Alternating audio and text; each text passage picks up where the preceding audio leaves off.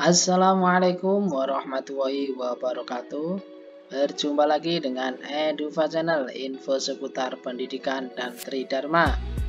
Pada kesempatan ini Edufa Channel ingin berbagi informasi tentang contoh soal penalaran dan pemecahan masalah. Sebelum melanjutkan video ini, silakan bagi Bapak Ibu sahabat sekalian yang belum subscribe channel ini, silahkan subscribe terlebih dahulu dan jangan lupa nyalakan lonceng notifikasinya. Mudah-mudahan channel ini bermanfaat. Amin amin ya robbal alamin. Berikut pembahasan selengkapnya. Bapak Ibu sahabat sekalian dimanapun berada, sebelum kita membahas soal-soal penalaran dan pemecahan masalah, ada kisi-kisi yang perlu Bapak Ibu sahabat sekalian pahami. Yang pertama, jumlah soal penalaran dan pemecahan masalah ada 20 butir soal. Apabila Bapak Ibu mampu menjawab benar semuanya, maka akan mendapatkan nilai 100. Yang kedua, nilai ambang batas subtes penalaran dan pemecahan masalah adalah 30. Sehingga Bapak Ibu sahabat sekalian minimal harus benar 6 soal dari 20 soal yang diberikan. Kemudian yang ketiga, materi-materi soal penalaran dan pemecahan masalah adalah berkaitan dengan pemahaman terhadap data yang ditampilkan dalam bentuk tabel maupun grafik. Tidak perlu berlama-lama lagi, mari kita bahas soal-soal penalaran dan pemecahan masalah berikut ini. Bapak Ibu sahabat sekalian, dimanapun berada, dalam soal penalaran dan pemecahan masalah itu ditampilkan, salah satunya ditampilkan tabel seperti yang ada di layar ini Bapak Ibu. Kemudian nanti akan ditanyakan ya. Jadi Bapak Ibu silahkan, nanti tipsnya adalah membaca dulu apa yang ditanyakan, baru kemudian tabelnya kita pahami. Nah, misalnya pertanyaan ini ya, jumlah siswa paling sedikit di Indonesia berdasarkan tabel 1.2 berada pada jenjang sekolah. Nah, kalau ada pertanyaan seperti itu, maka Bapak Ibu baru melihat angka-angka yang ada di dalam tabel gitu ya. Nah, untuk bacaan di atas tabel itu saya kira tidak perlu dibaca. Jadi kita fokus kepada tabelnya saja Bapak Ibu. Kalau ditampilkan grafik berarti fokus pada grafik yang ditampilkan. Jumlah siswa paling sedikit di Indonesia berdasarkan tabel 1.2 berada pada jenjang sekolah. Nah, kita coba cermati. SD itu jumlahnya 27 juta.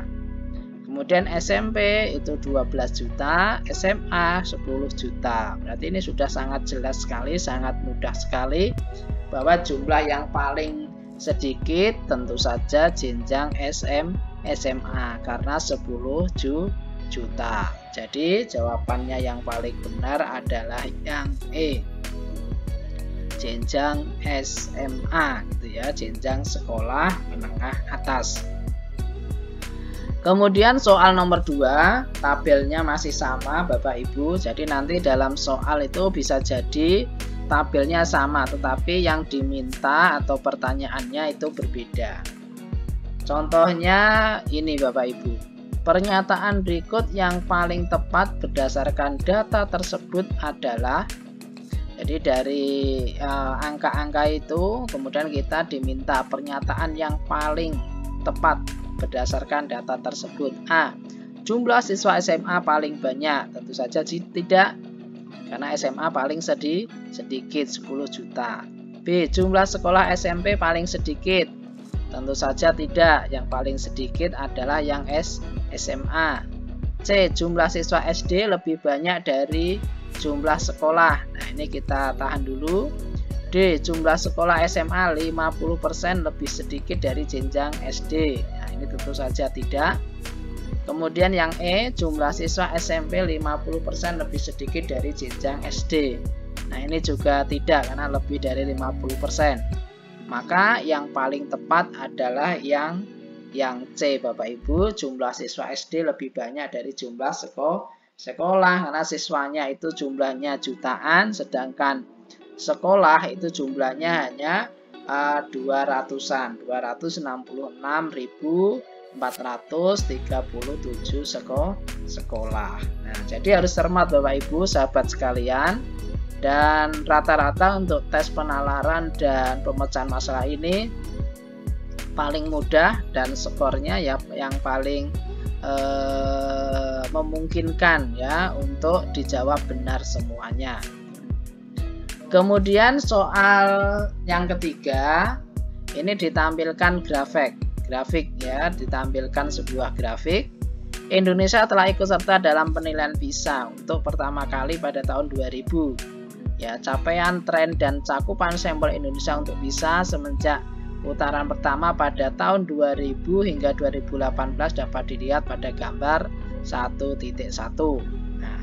Maka di sini ada pertanyaan Bapak Ibu. Pernyataan berikut yang paling tepat adalah, jadi pernyataan yang paling tepat. Nah, skor membaca yang A ini ya, skor membaca, matematika dan sains selalu mengalami peningkatan dari tahun ke tahun. Nah, kita lihat Bapak Ibu dari tahun 2000, 2003, 2006, 2009, 2012, 2015, 2018 itu apakah selalu mengalami peningkatan atau naik turun. Nah, ternyata dari gambar sudah jelas ya Bapak Ibu, itu naik turun, sehingga pilihan A ini salah. Kemudian yang kedua, yang B, skor membaca matematika ya, kemudian sains pada tahun 2015 mengalami peningkatan dari tahun sebelumnya. Jadi tahun 2015 itu skor membaca, matematika dan sains itu mengalami peningkatan dari tahun sebelumnya, artinya dari tahun 2012. Nah, ini kalau dilihat dari grafik, nah ini kita tahan dulu Bapak Ibu, pilihan yang B. Kemudian yang C, skor membaca matematika dan sains tahun 2018 lebih baik daripada tahun 2009. Jadi kita cek 2018 untuk ketiganya itu lebih baik daripada tahun 2009. Nah, ini tentu saja tidak ya Bapak Ibu, karena skor untuk matematikanya ini tinggi ya, jadi tinggi, dan ini ternyata di 2018 ini menurun. Nah, berarti ini tidak. Kemudian yang D, skor membaca, matematika dan sains tahun 2006 itu lebih baik dari tahun 2015. 2006 apakah lebih baik dari tahun 2015? Oh, ternyata tidak. Kemudian yang E, skor membaca, matematika dan sains selalu mengalami penurunan. Nah, ini juga tidak karena naik turun tadi. Berarti yang paling tepat jawabannya adalah yang B Bapak Ibu. Skor membaca, matematika dan sains pada tahun 2015 itu mengalami peningkatan dari tahun sebelumnya. Jadi sudah jelas ya, itu membacanya naik meskipun sedikit gitu ya. Kemudian matematikanya juga naik, kemudian sainsnya juga naik. Jadi yang betul adalah yang B. Jadi memang butuh kejelian dan kehati-hatian, tapi juga harus cepat Bapak Ibu. Karena apa? Karena waktu terus berjalan. Kemudian yang selanjutnya soal nomor 4, ini grafiknya masih sama. Saya sarankan teks yang ada di atas tabel ataupun di atas grafik itu saya kira tidak perlu dibaca kalau nanti ada ya, karena itu akan memperlama ya waktu. Jadi cukup langsung dituju pada pertanyaannya Bapak Ibu supaya cepat gitu ya. Jadi misalnya ini pertanyaannya yang nomor 4, skor membaca, matematika dan sains yang mengalami penurunan secara bersama-sama dari tahun sebelumnya terjadi pada tahun. Nah, ini kita jadi baik membaca, matematika, dan sains ini turun semuanya. Nah, ini kira-kira pada tahun berapa itu terjadi? Kita cek tahun 2003. Oh, 2003 semuanya naik dibandingkan 2020. 2006 ya naik dan ada yang turun ya. Kemudian 2009 ada yang naik, ada yang turun. 2012 ya. Ini ada yang naik, ada yang turun juga gitu ya. Kemudian 2015 semuanya naik dan yang turun semuanya adalah 2018. Jadi yang mengalami penurunan secara bersama-sama yaitu 2018. Jadi ini ya bisa dibaca seperti ini, sangat mudah sekali. Jadi soal penalaran dan pemecahan masalah ini sangat mudah sekali, tapi butuh ketelitian, butuh kecermatan gitu ya, dan kehati-hatian. Yang selanjutnya soal nomor 5. Perhatikan tabel tentang tren penindakan kasus korupsi di Indonesia 5 tahun terakhir berikut ini. Jadi ini ada gambar jumlah kasus, jumlah tersangka, dan nilai kerugian negara. Maka di situ dari tabel itu ada pertanyaan, dari data penindakan kasus korupsi tersebut, urutan jumlah kasus dari yang paling kecil sampai yang terbesar adalah, jadi kita suruh mengurutkan kasus, berarti yang warnanya biru Bapak Ibu. Nah, itu dicek jumlah kasus yang paling sedikit. Nah, kalau kita lihat maka 2017 apakah paling sedikit? Oh, tidak. Ya. Nah, yang paling sedikit itu dimulai tahun 2019. Jadi itu berarti A, C, dan E itu sudah pasti salah ya. Maka sekarang tinggal pilihan B dan D. Maka yang B kita lihat 2019 itu ya 271, kemudian 2018 itu ada 454, kemudian 2020 itu 444. Nah, ini kemudian 2021 ya, ini ada 533, 2017 576. Artinya di sini yang tepat kita lihat yang D 2019, 2020, 2018, 2021, dan 2017. Nah, artinya yang paling tepat secara berurutan itu adalah yang D Bapak Ibu ya. Artinya paling sedikit itu 2009, nomor 2 2020, nomor 3 2018, kemudian 2021 dan 2017 gitu ya. Kemudian yang berikutnya soal yang nomor 6. Perhatikan tabel tentang tren penindakan kasus korupsi di Indonesia 5 tahun terakhir berikut ini. Ini sama ini Bapak Ibu, tabelnya sama tapi pernyataannya atau pertanyaannya beda. Jumlah peningkatan kerugian nilai ya, kerugian negara paling besar terjadi pada tahun. Jadi nilai kerugian negara yang paling besar itu terjadi pada tahun berapa gitu ya. Kita lihat. Itu ada misalnya dari 17 ke 18 itu ternyata penurunan, kemudian 2018 ke 2019 ada kenaikan tapi tidak signifikan.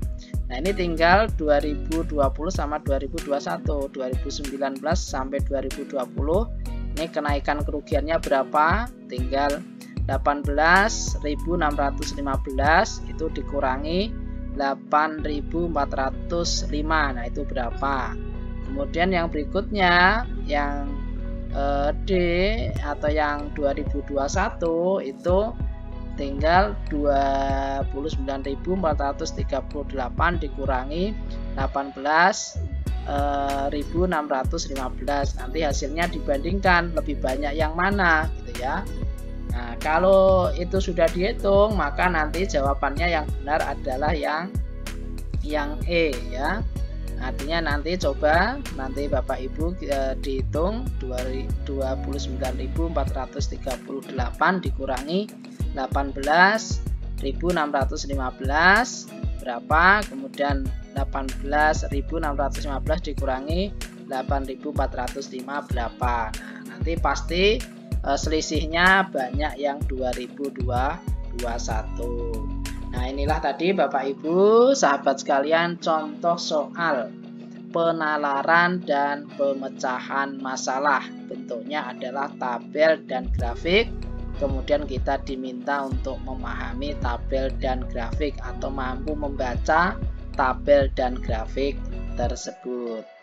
Terima kasih sudah menyaksikan video ini, mudah-mudahan bermanfaat.